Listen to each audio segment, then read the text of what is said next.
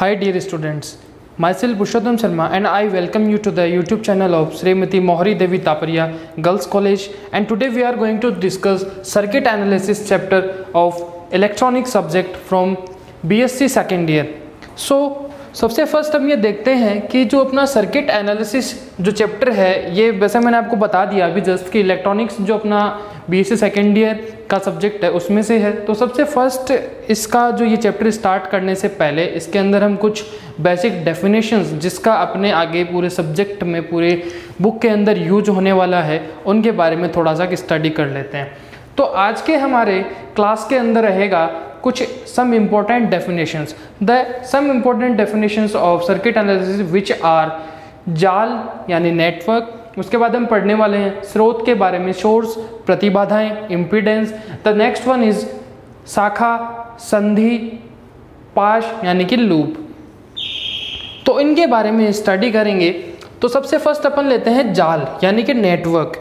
अब इलेक्ट्रॉनिक्स की बात करते हैं तो इलेक्ट्रॉनिक्स के अंदर जब आप जाल यानी एक ऐसा सिस्टम हो गया, जैसे कि आप नॉर्मल नेट की बात करते हैं तो वो नेट क्या होता है, उसके अंदर काफ़ी सारे आप आपस में जुड़ी हुई रहती हैं, वो एक एक उसका जाल का एक एक जो पार्ट है वो आपस में जुड़ा हुआ रहता है। उसी तरीके से जब आप इलेक्ट्रॉनिक्स में बात करते हैं तो सीधा एक सिंपल तार तो हो नहीं सकता, तो वहाँ पे क्या होगा, आपके प्रतिरोध हैं, प्रेरकत्व हैं, ये सारे जैसे कि डायोड है, ट्रांजिस्टर है, ये सारे क्या होते हैं आपस में जुड़े हुए रहते हैं। और जब ये आपस में जुड़े हुए रहते हैं तो वो क्या बन जाता है, अपना जाल बन जाता है। क्या बन जाता है, जाल बन जाता है। तो यहाँ तक क्लियर होने के बाद हम नेक्स्ट चलते हैं स्रोत पे, सोर्स पे। अब इलेक्ट्रॉनिक्स है यानी धारा प्रवाहित करनी पड़ेगी किसी भी सर्किट के अंदर, किसी भी परिपथ के अंदर। तो जब परिपथ में धारा प्रवाहित करते हैं तो उसके लिए जो आप सोर्स यूज लेने वाले हैं, जो आप पावर सप्लाई करने के लिए सोर्स यूज लेने वाले हैं, वो किस में आता है, स्रोत में आता है। और इसके two types, there are two types of sources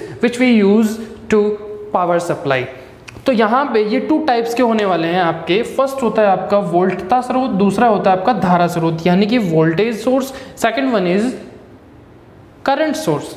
तो यहाँ पे जो वोल्टता सोर्स है और जो धारा सोर्स है, इसके अंदर हम ये देखते हैं कि इसका मेन बेसिक जो सर्किट है वो कुछ इस तरीके से होता है कि आप यहाँ पे सोर्स का यूज लेते हैं और उस सोर्स के जस्ट समांतर क्रम में क्या लेते हैं आप, ZL प्रतिबाधा का यूज लेते हैं।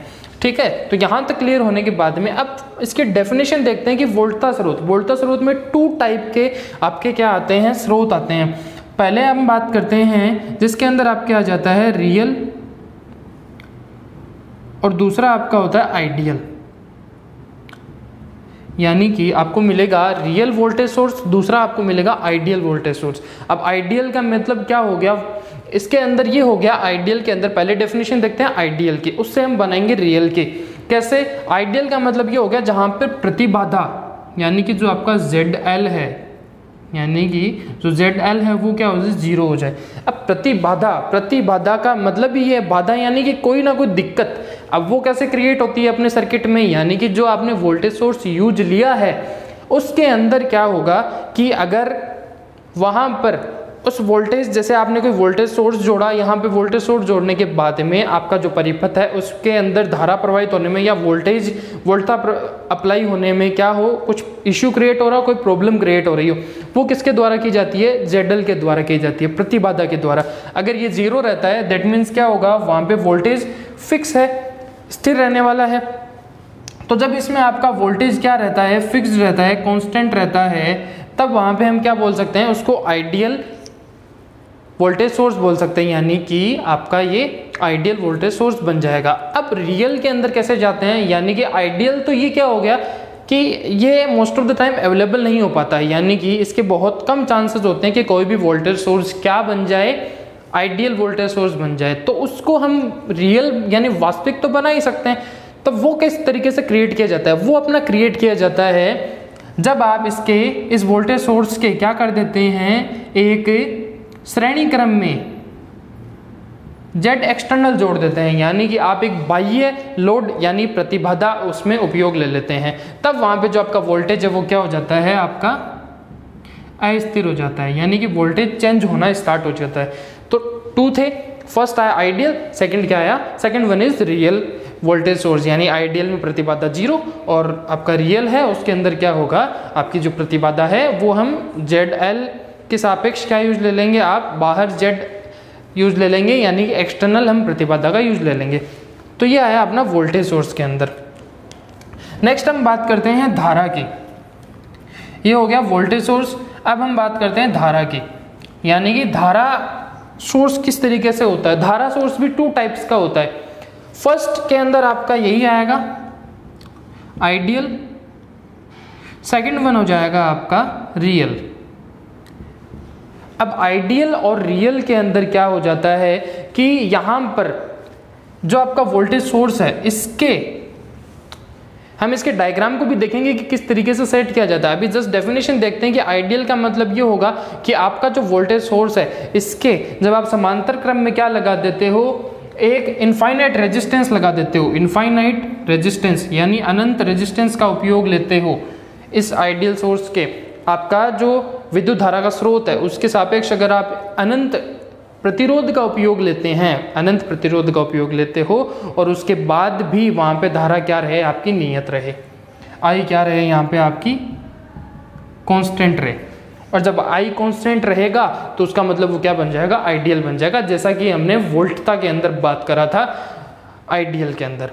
रियल की बात करते हैं कि अगर आप क्या कर देते हो कि धारा क्या हो जाती है, आपकी अस्थिर हो जाती है। यहाँ पे अगर धारा अस्थिर हो जाती है, जैसे अपनी वोल्टता इसके अंदर रियल जो वोल्टेज सोर्स था उसमें वोल्टता क्या हो गई थी, अस्थिर हो गई थी, चेंज हो गई थी रियल के अंदर। उसी तरीके से जब आपके यहाँ पे धारा क्या हो जाती है, अस्थिर हो जाती है। वो कब होगी, जब यहाँ पे जो आपने इनफाइनाइट जो रेजिस्टेंस यूज लिया है उसकी जगह अगर एक फाइनाइट रेजिस्टेंस यूज होता है, यानी एक फिक्स वैल्यू का रेजिस्टेंस उपयोग में होता है, तब वहां पर क्या होगी डियर स्टूडेंट्स, जो अपना वैल्यू है वो किस तरीके से सेट हो जाता है, यहाँ पे आपकी जो धारा है वो अस्थिर हो जाती है। तो ये अपने सोर्स की बात हो गई। अब हम बात करते हैं, 2 पॉइंट्स हमने पढ़ लिए। फर्स्ट अपना था जाल, सेकंड वन हमने पढ़ा स्रोत के बारे में। अब हम बात करते हैं प्रतिबाधाएं के बारे में। प्रतिबाधा में जैसे कि आपको बता चुका हूं कि प्रतिबाधा के अंदर क्या सिस्टम होता है कि अब उससे प्रतिबाधा के अंदर जाने से पहले हम इसका जो सोर्स का सर्किट था वो देख लेते हैं। यानी कि अगर आप यहाँ पे इस सोर्स को लेते हैं, ये आपका सोर्स हो जाता है, यहाँ से आपने A और B पॉइंट ले रखे हैं, इस पे आपने ZL जोड़ रखा है, ठीक है। अब यहाँ पर देखो, इसको 2 टाइप में सेट कर सकते हो। पहला होगा वोल्टेज सोर्स के लिए, दूसरा होगा अपना करंट सोर्स के लिए यानी धारा सोर्स के लिए। तो सबसे फर्स्ट अपन देखते हैं वोल्टेज सोर्स के लिए, जिसके अंदर हम क्या करेंगे,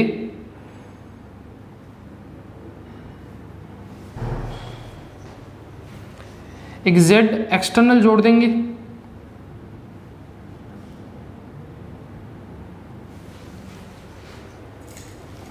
ये आपका वोल्टेज सोर्स, यहां से ये A पॉइंट और ये वाला क्या हो जाएगा, B पॉइंट हो जाएगा। और यहां से इसके पैरेलल में हमने क्या जोड़ रखा है, अपना ZL जोड़ रखा है, ठीक है। तो अब ये अपना बन जाता है वोल्टेज सोर्स। ZL को इस तरीके से सेट कर देते हैं, ये क्या बन जाता है अपना ZL। इनके पैरेलल में इस वोल्टेज सोर्स आपका ये था, इसके साथ आपने क्या करा, यहाँ पे श्रेणी क्रम में हमने जोड़ दिया, बाहरी लोड यहाँ पे लगा दिया, उसके पैरेलल में समांतर क्रम में हमने ZL जोड़ रखा है, ये आपका वोल्टेज सोर्स बन जाता है। यहाँ तक क्लियर होने के बाद अब हम देखते हैं धारा सोर्स, कि धारा सोर्स को हम किस तरीके से सेट कर सकते हैं। तो जब आप धारा सोर्स की बात करते हो तो इसका मतलब आपको क्या करना पड़ेगा, यहाँ पे धारा अप्लाई करनी पड़ेगी।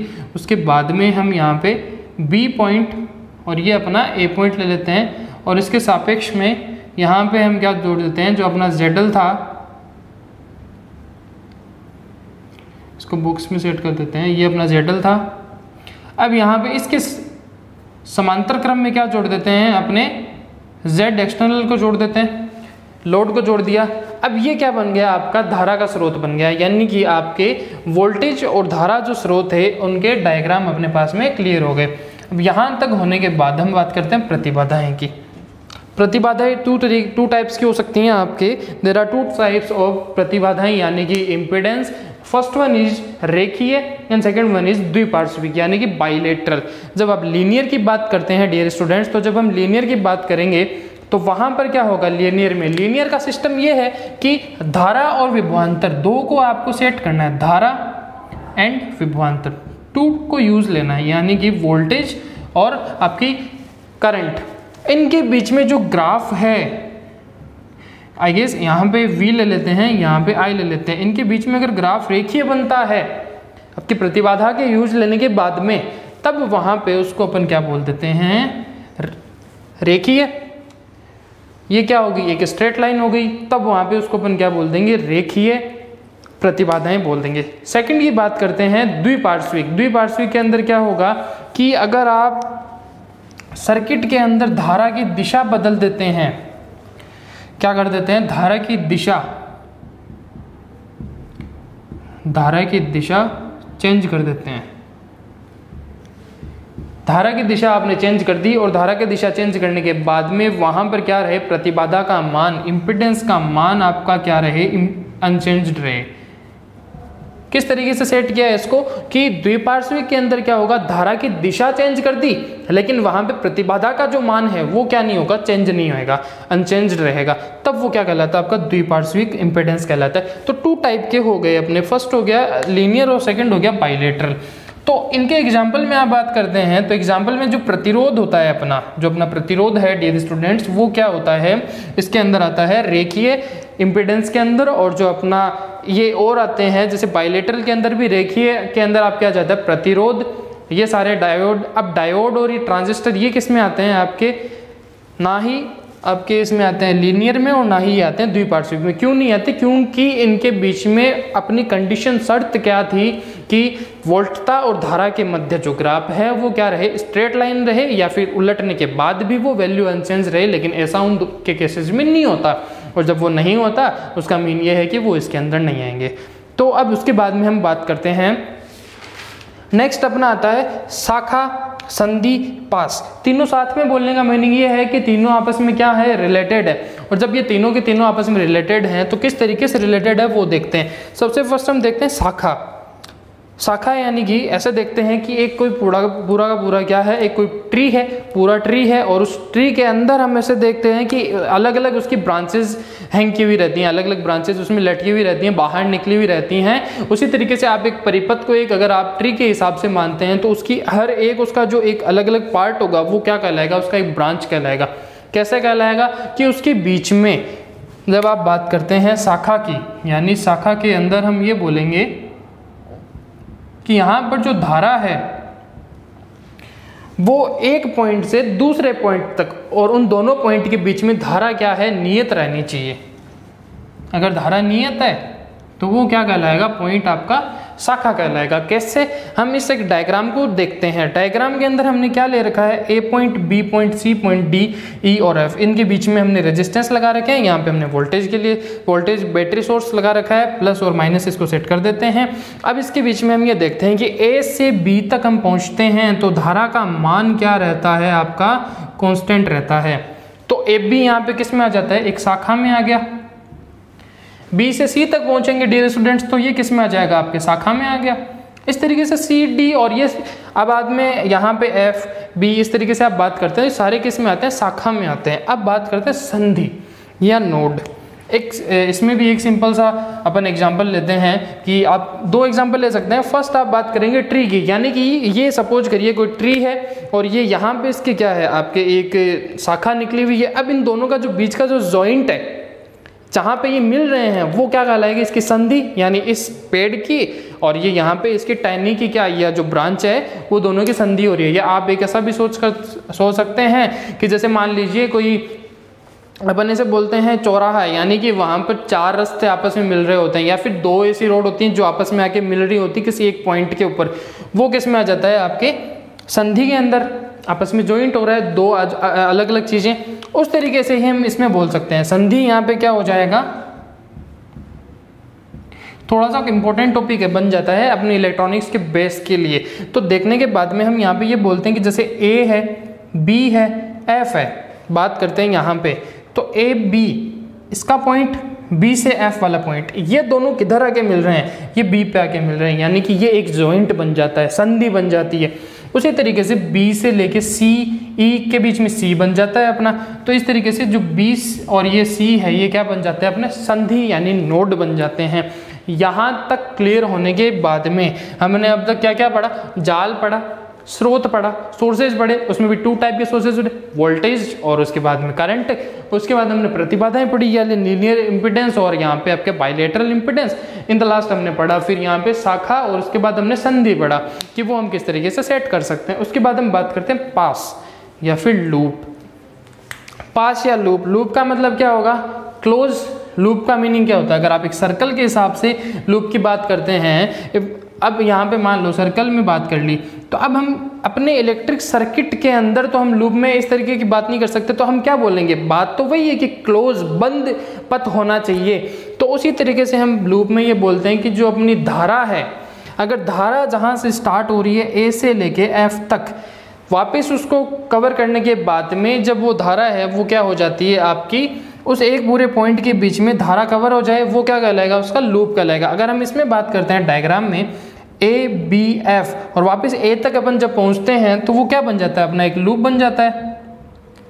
इसको हम लिख सकते हैं ए बी एफ ए, यानी कि यहाँ पे धारा कवर हो रही है एक पॉइंट के लिए। यहाँ पे बात करते हैं बी, उसके बाद हम सी, ई, एफ, ए तक बोल सकते हैं। तो इस तरीके से ही क्या बन जाता है, आपका पूरा का पूरा एक लूप बन जाता है। तो यहाँ पे आज हमने इस टॉपिक के अंदर जाल के बारे में पढ़ लिया, स्रोत, प्रतिबाधा, शाखा, संधि, पास, इसके बारे में। ये कुछ इंपॉर्टेंट डेफिनेशंस थी हमारे इलेक्ट्रॉनिक्स के सब्जेक्ट के लिए। उसके बाद हम इसके आगे के टॉपिक्स के बारे में स्टडी करने वाले हैं। तो अगर आपको वीडियो ये समझ में आ चुका है तो आप इसके नोट्स जरूर बनाइएगा, और उसके बाद में हम कल इसके अगले टॉपिक के बारे में बात करने वाले हैं। तो अगर आपको वीडियो समझ में आया हो तो इसको लाइक ज़रूर करिए और आप शेयर ज़रूर करिए, जिससे अधिक से अधिक संख्या में स्टूडेंट्स इसके बारे में नॉलेज ले सकें। और उसके बाद में चैनल को ज़रूर सब्सक्राइब करिएगा। Thank you very much.